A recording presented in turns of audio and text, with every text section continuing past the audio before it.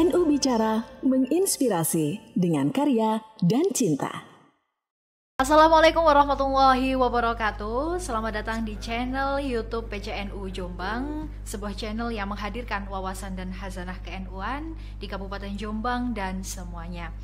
Apa kabar Anda? Semoga senantiasa sehat dan berbahagia. Saya Ziana Mumtaza, inilah NU Bicara, menginspirasi dengan karya dan cinta. Di era digital ini, konten hiburan bukan hanya sekedar hiburan, ini adalah cara kita untuk berbicara, berbagi, bahkan untuk menginspirasi. Setiap video, tulisan, maupun podcast yang kita buat punya potensi untuk membawa perubahan, menyuarakan hal-hal penting, dan tentu saja menjadi wadah ekspresi dari diri sendiri. Tapi bagaimanakah caranya agar konten kita bukan hanya sekedar konten belaka, tetapi melainkan juga memiliki nilai-nilai yang bisa berdampak. Oleh karenanya, yuk simak konten yang luar biasa pada pagi hari ini yang bertajuk mengenai tips and trick menjadi konten kreator bersama dengan narasumber yang begitu luar biasa. Selamat pagi, Pak. Pagi, Pak. Siapa yang tidak kenal dengan seseorang yang luar biasa ini? Beliau bernama Suluhil Amin atau yang biasa kerap disapa atau dikenal dengan Cak Ukil. Karirnya yang melalang buana di bidang konten creator, perfilman dan lain sebagainya sudah tidak asing di telinga dan handphone kita tentunya, seperti itu. Baik, sehat Ge? Iya, alhamdulillah Mbak. Okay. Sehat, Mbak. Ini jauh-jauh dari Megaluh Ge? Megaluh Mbak. Ge, terima kasih sudah berkenan untuk hadir di podcast PCNU Jombang. Siap. Semoga ini bisa bermanfaat bagi para pemirsa yang menyaksikan melalui channel YouTube PCNU Kabupaten Jombang. Amin. Baik, langsung saja nih. Tadi kita akan mengupas mengenai bagaimana sih tips and trick menjadi seorang content creator.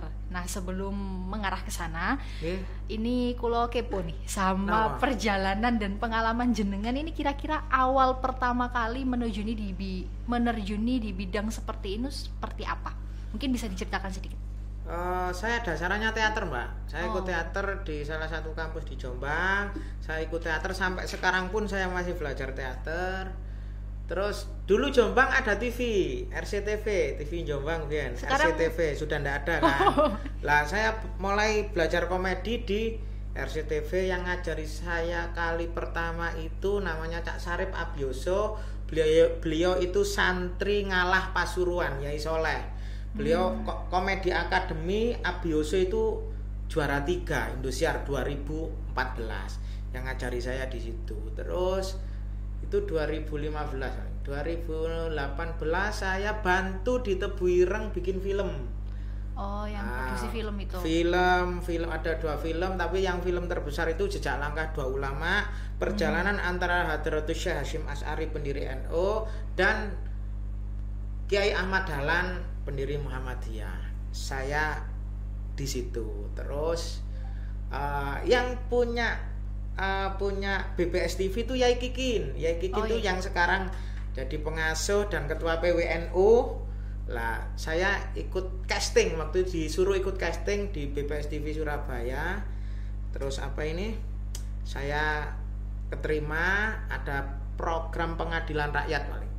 Ada program pengadilan rakyat di situ, terus ketemu Cak Silo, terus ngonten, terus sampai sekarang. Kemarin diajak Bayu Skak main film dan lain sebagainya, sampai sekarang masih ngonten. Berarti itu sejak muda ya jenengan memulai karir seperti ini? Iya, belajar teater. Kemudian pasti ada tantangan nih. Nah, cara untuk mengatasi tantangan itu, untuk mengatasi rasa takut atau mungkin insecure. Karena kan untuk memulai itu terkadang kita pasti pikir ini bisa nggak ya? Nah, itu. Terjadi mboten itu di jenengan? Terjadi. Biasanya itu memang memulai dan mempertahankan yang sulit. Jadi ketika mau mulai itu biasanya ditunda-tunda dulu lah, itu penyakit, itu harus kita hilangkan. Caranya hilangkan piye? Ya wis wong jenenge belajar ono salah ya lumrah. Terus mempertahankan ya harus konsisten. Oke. Nah, hal utama apa sih yang harus dimiliki oleh seorang content creator mungkin untuk bisa benar-benar menjadi bisa sosok seperti jenengan itu? Konten kreator mungkin kalau zaman dulu tidak ada konten kreator ya. Kalau saya menyebutnya sama-sama seniman lah.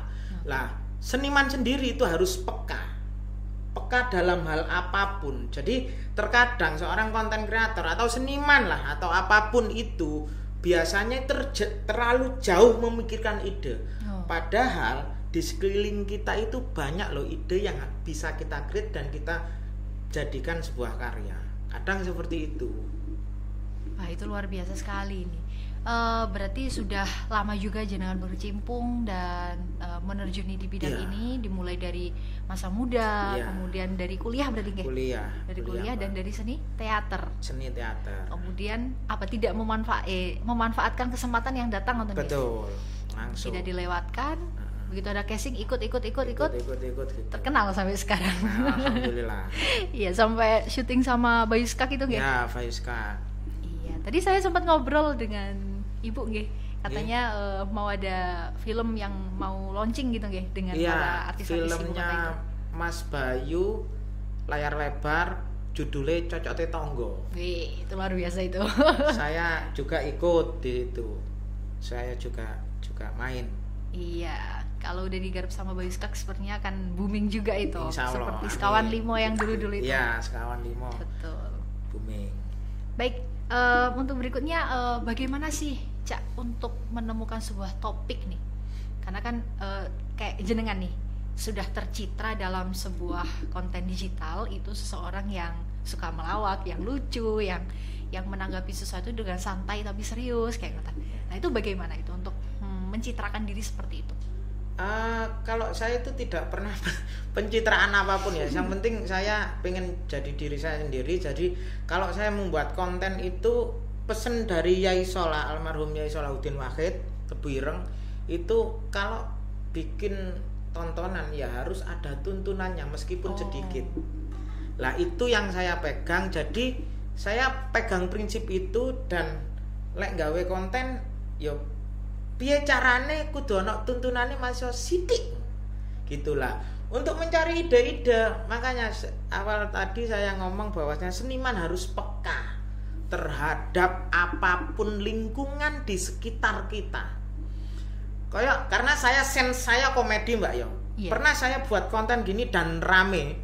Ketika saya ziarah kubur ke makam bapak saya, di tengah-tengah doa, di tengah-tengah saya sedang berdoa, krungu pujian saben malam Jumat ahli kubur mulai nang omah. Lah rasane ati percuma aku nang kuburan wong bapakku nang omah. Karena saya komedi. Oke. Itu jenengan kontenin gitu. Tak konteni. Viral tapi, waktu itu. Viral. Waktu itu saya tanya dulu kepada guru saya, iki maksudnya pujian iki piye sih? Ya iki ngelingno kanggo sing je urip kirimono donga sak ben gak mulih ngono. Intine ngoten ngoten. Makanya ketika saya buat konten, saya harus punya dasar dulu. Tidak ngawur. Iya. Tontonan dan tuntunan. Berarti highlight-nya itu nggih. Iya. Ya keren sekali itu, Cak. Berarti jenengan kritis banget nggih. Sampai pujian itu dibedah gitu. Saya bedah.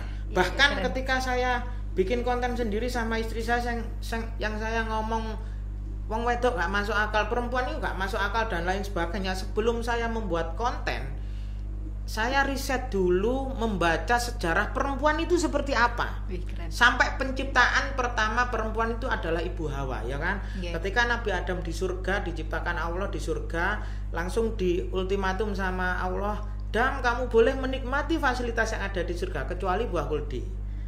Terus Nabi Adam kan kesepian. Minta teman, diciptakanlah Ibu Hawa dari tulang rusuk beliau, ya kan? Singkat cerita, sing metik buah kuldi sapa? Nabi Adam. Dudu, sing metik buah kuldi Ibu Hawa kan? Ya kan? Sing metik buah kuldi Ibu Hawa. Nggih. Lapo Adam, Nabi Adam gak menging bojone metik buah kuldi. Logikane. Iya kan? Nggih. Dan apa gak masuk akal Nabi Adam melok maem buah kuldi. Lah cerita-ceritane kan ngono ya. Iya. Nggih. Berarti lah wong Nabi Adam kalah bojo karo bojone apa maneh aku kan ngono. Logikanya seperti itu. Iya. Jadi saya sebelum saya buat konten pasti saya pelajari dulu. Nggih, keren. Ya itu yang memang perlu dilakukan oleh konten creator di bidang apapun sih, Cak. Jadi ada dasarnya dan tidak serta-merta bikin konten yang tidak ada dasar dan teorinya seperti itu. Betul. Oke, selanjutnya nih, jenengan kan engagement luar biasa nih. Iya. Menarik perhatian padahal jenengan ini termasuk golongan gen apa nih?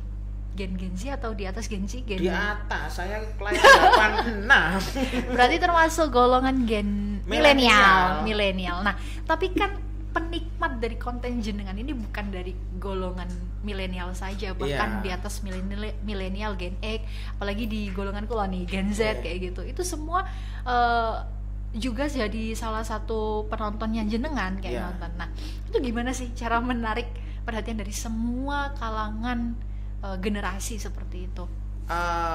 Saya kalau bikin konten itu saya usahakan secara relate dengan kehidupan. Makanya kayak yang kemarin itu yang saya ngomeni mbak-mbak ketika naik motor tangan ngene iki lapo sih? Terus spion iki loro. Sing sebelah iki gak didepno mburi tapi didepno nang rai. Kan kula niku Gus. Kan? Terus niku. Lek opo iki jenenge jaketan? Iki lerekane gak nang ngarep tapi nang mburi. Iki opo sih? Tapi saya kemas jadi biasanya niku ukti pecinta bakso aci, ngono kan. Terus mbak-mbak pecinta seblak dan lain sebagainya. Soalnya perempuan itu lek gak bakso aci ya seblak wis jajane iku tok. Betul. Tapi saya riset dulu. Jadi untuk Gen Z sekarang itu nongkrongnya iki nanti sih. Jadi lek ngajak sumpah arek kampus, arek SMA iki nang ndi sih? Lek gak mie gacoan, seblak. Yo siku jajane bakso aci. Nah, iku makanya sing saya pakai apa ya? Saya pakai pendahuluan mungkin itu. Jadi kayak arek nang-naman lho, lah aku iki lho, lah aku kan seperti itu. Kan relate kan? Iya, betul. Terus ibu-ibu yang pakai sepeda motor listrik, Bu, sampai niku nggawe sepeda motor biasa iku wis meresahkan. Kok saiki olah-olah nggawe motor listrik, ya kan? Betul. Metu toko gang gak toleh kene sing liwat mak teratap ngono kan. Metu mak betunduk kene liwat mak teratap. Dan ngono sampean yo gak njaluk sepuro, malah melirik tok. Minta ganti rugi kadang, Cak. Iya, ganti rugi kadang. Nah itu saya kalau bisa relate, saya bahas apa kalau memang dan membuat karya itu harus bisa memprediksi reaksi penonton. Jadi ketika saya sumpama saya tadi ngomongno Pertalite dan Pertamax. Nah, itu nggih yang lagi kan rame ku. Saya akan mereaksi penonton komennya seperti apa. Memprediksi kok mereaksi. Saya akan memprediksi engkau komennya penonton kok gini. Engkau gini. Reaksi penonton akan seperti ini. Nah, itu ditentukan dari apa, Cak? Ditentukan ya kita itu harus memprediksi karya kita. Karya kita itu dinikmati, terus apa? Responnya penonton seperti apa? Kita harus memprediksi itu. Kayak pernah saya itu membuat konten. Memang ini pasti akan kontroversi. Saya tahu. Sing ketika ono tulisan nang truk biasanya nang bait truk. Iku ono ngomong kita ini perintis bukan pewaris. Tulisan itu menyimpulkan bahwasanya seorang pewaris kan tidak hebat. Iya kan? Iya. Dari tulisan itu kan tidak seperti itu. Seorang pewaris itu dipaksa meneruskan usaha keluarga meskipun tidak sesuai passion, ya kan? Dan dia harus mempertahankan bahkan mengembangkan usaha tersebut. Kadang seumpama iki ana warung sate diterusno anake. Mesti ana sing nyacat. Warung sate iku lho gak koyo dicekel bapake biyen, dicekel anake gak enak, iya kan? Sama-sama hebat. Dan itu pasti kontroversi, iki pasti gak trimo ana sing gak. Dan lain sebagainya itu saya sudah prediksi dan komenan netizen menurutku alah angin lalu saja gitu. Jadi bodo amat gitu. Iya. Ya, tapi tetap memperhatikan untuk saya perhatikan. Membangun konten kita selanjutnya seperti itu. Betul. Oke. Untuk menjadi seorang content creator, apakah ada kayak tools atau mungkin aplikasi atau apa nih? Kita harus punya skill apa dulu sih untuk memulai kayak gitu? Keberanian itu. Wes iku kuncinya siji keberanian. Setelah berani membuat konten kita istiqomah selesai. Jenengan awal-awal berarti udah ada tim apa sendiri? Saya enggak punya tim sampai sekarang. Bahkan Waduh. Konten-konten saya yang TikTok IG saya itu saya nggak punya tim. Bener-bener diolah sendiri semua. Tak olah sendiri. Oh begitu. Makanya ketika alat apa atau aplikasi apa yang paling bagus buat ngedit, alat apa yang apa jenenge, clip on apa yang paling bagus, kamera apa, HP apa yang kamu punya, itu yang paling bagus. Yang penting action. Sing penting action dulu. Iya betul. Berarti semuanya jenengan kerjakan sendiri. Saya kerjakan sendiri. Oh, luar biasa sekali. Kalau kita jenengan ada timnya seperti itu. Nggak ada. Kecuali kalau endorse dan lain sebagainya, kita harus visit dan lain sebagainya, itu saya punya tim. Oke. Nah, konten kreator ini apalagi di dunia digital seperti ini tuh kan menjanjikan gitu. Menjanjikan banget. Apalagi kalau sekarang di TikTok itu ada yang namanya TikTok affiliate. Nah, itu untuk memotivasi para pemirsa nih, bahwasannya menjadi konten kreator itu juga menjanjikan loh di bidang ekonomi terutama. Betul. Itu mungkin bisa diceritakan. Affiliate itu kalau saya kan belum ke ranah affiliate, tapi teman-teman yang affiliate itu penghasilan satu bulan itu bisa puluhan juta. Bahkan miliaran. Iya betul. Bahkan miliaran menjadi afiliator. Iya. Kalau saya kan belum ranah ke sana karena aku seneng konsep dan lain sebagainya. Jadi kayak di Samben itu ada owner skincare, saya branding lah, saya yang konsep kontennya itu saya konsep di belakang layar dan lain sebagainya itu. Kalau saya seperti itu. Supaya kita dilirik nih sama brand atau mungkin diajak kerjasama nih. Nah itu yang harus kita tumbuhkan dan kita kembangkan tuh seperti apa aja? Konten kita harus berkualitas. Jadi banyak konten yang rame tapi tidak ada isinya.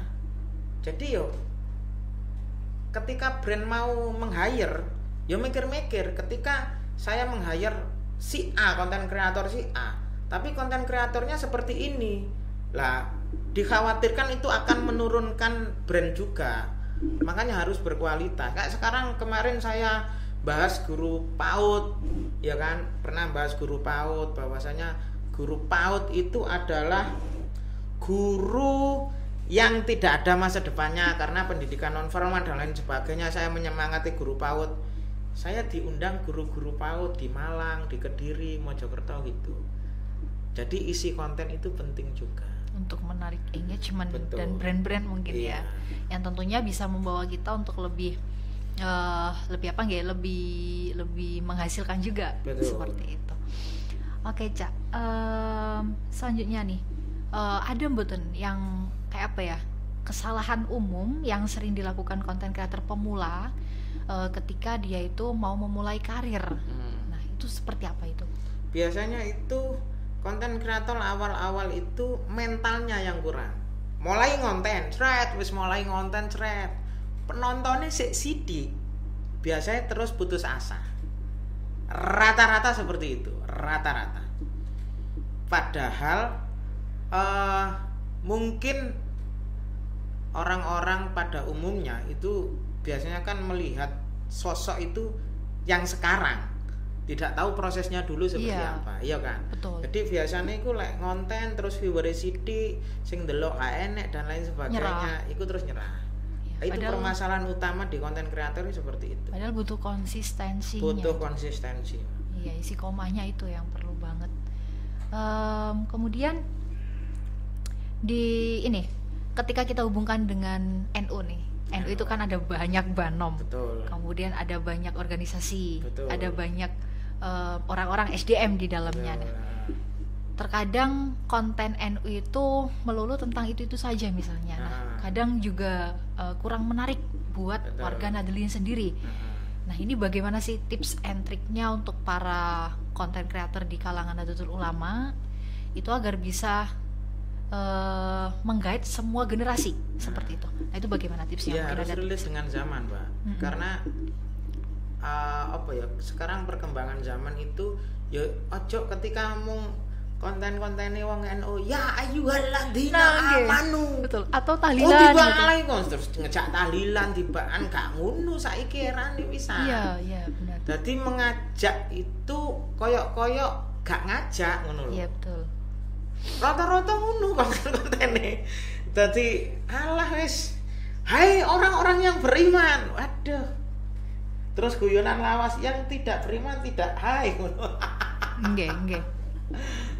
Iku. Jadi masih menggunakan metode-metode lama, Pak. Kemarin itu saya lihat konten apa sih? Santri menjawab atau apa itu TikTok itu. Saya suka dia menerangkan bahwasanya kalau berdakwah itu jangan menghina, tapi mengajaklah ngono lho. Nggih. Dadi babah sing golongan liya gak nglakoni ngene gak apa-apa, sing penting ayo melok aku ngene kan, seperti itu saja. Kita mengajak tanpa merendahkan organisasi lain gitu atau golongan lain. Ada kok konten santri menjawab itu, saya suka itu juga. Nggih, karena kan basis kita itu besar sebenarnya. Besar, sangat luar biasa. Sangat besar. NO itu. Iya.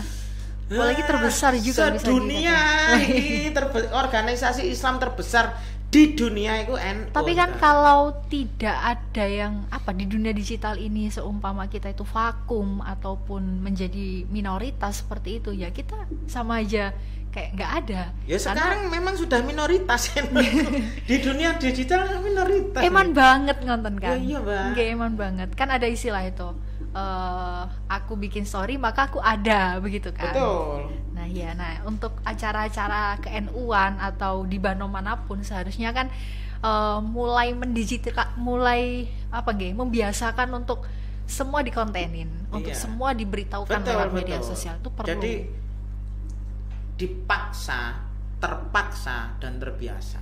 Betul. Dipaksa untuk melakukan, terus terpaksa melakukan sesuatu, dan yang terakhir karena kita sudah biasa dipaksa terpaksa, pada akhirnya kita akan terbiasa. Itu harus. Betul sekali. Aku ngonten, anak saya yang kecil pernah saya ajak ngonten, sering viral, sering FYP lah waktu itu.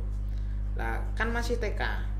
Lah kok pas ketika ziarah ke wali Jombang lah kok terus ono sing ngenali, takawa, ayo foto. Dan terus menurut saya itu tidak baik buat psikologinya. Nggak usah ngonten dulu. Ayo ya ngontennya, gak usah dek, gak usah. Belum waktunya. Iya. Jadi setidaknya tiap Banom itu menyiapkan skill itu harus. Kalau pengen eksis juga. Ya, kalau enggak ya kita dianggap nggak ada. NO, walaupun kita besar. NO itu di dunia nyata saja, tapi kalau di sosmed enggak ada. Iya. Kulo sempat tahu itu di beberapa ormek yang lain itu nggih. Itu ketika apapun tuh di live kan, Cak. Iya, harus. Di live kan, dan itu menjadi sebuah kewajiban. Wajib. Apapun itu harus seperti itu. Makanya tadi saya nunggu persiapan ini kan saya live. Iya kan, saya live. Bahkan live kemarin TikTok. Ada Jombang. Ini ada anak Jombang stand up komedian 4 besar Suci Kompas TV. Stand up komedi di Kompas TV, dia itu 4 besar. Dia sekarang di Jakarta. Saya tuh suruh ngonten terus. Kamu harus ngonten biar menjadi portofoliomu, kamu itu masih ada. Iya, betul. Tak suruh ngonten. Ini Faisal anak Candi stand up Indo Jombang sekarang di Jakarta. 4 besar kompetisi Suci Kompas TV. Keren. Itu juga jenengan mentori juga? Enggak, saya belajar ke dia. Kalau stand up kan saya masih belajar setahun ini. Saya belajar ke Faisal. Jadi intinya itu jangan berhenti belajar. Betul. Jadi saya itu 1 tahun yang lalu gabung ke stand up Indo Jombang. Ketika pas gabung, anak-anak stand up ini rasan-rasan, Pak. Nggih. Iki cak uki lapo gabung gini. Apa iki maksudnya kayak gimmick paling. Kayak gimmick. Aku pengen belajar temen, karena stand up dengan komedi bergrup itu beda. Iya. Dan biar ketika saya public speaking di depan orang sendiri dan lain sebagainya, biar bisa lancar, bisa menata punchline dan lain sebagainya. Iya. Menambah skill nggih. Dan itu luar biasa sekali. Oke, terakhir nih, Cak. Apa pesan untuk para pendengar yang mungkin pengen menekuni dan mengikuti jejak seperti Cak Ukil? Nah, mungkin ada pesan untuk para pendengar? Saya bukan orang hebat, tapi doa orang tua dan ibu saya yang keramat. Lek ngomong konten kreator itu wakeh rek, wakeh. Tapi ya mungkin aku didongakno ibuku karo guru-guruku. Lek sampean kepingin mulai, njaluk restu nang wong tuwa sih. Aja wani karo wong tuamu, wong kon karo wong tuamu wani kok kepingin sukses. Ka iso ka ono judule iku. Iya, Mbak. Jadi jangan lupa ridho orang tua itu terutama. Tua penting iku wis. Dan konsistensi. Konsisten wis mulai. Baik, mungkin itu yang bisa kita obrolkan. Terima kasih sekali lagi sudah meluangkan waktu untuk berbicara di podcast PCNU Kabupaten Jombang. Teruslah berekspresi, teruslah berbagi. Kalau kita ada pertanyaan, kalau mungkin kita ada pengalaman dan lain sebagainya, jangan lupa untuk share, jangan lupa untuk membuat konten yang mungkin bisa mempengaruhi orang untuk menjadi lebih baik. Dan jangan lupa untuk ketika kita membuat konten itu tontonan dan tuntunan seperti itu. Jadi bukan hanya sekedar konten yang tidak ada isinya, tidak ada bobotnya, tidak ada esensinya, seperti itu. Terima kasih sekali lagi Kak Ukil. Saya Ziana Mumtazah, thank you sudah menyaksikan NU Bicara, podcast NU Kabupaten Jombang, menginspirasi dengan karya dan cinta. Terima kasih. Wassalamualaikum warahmatullahi wabarakatuh.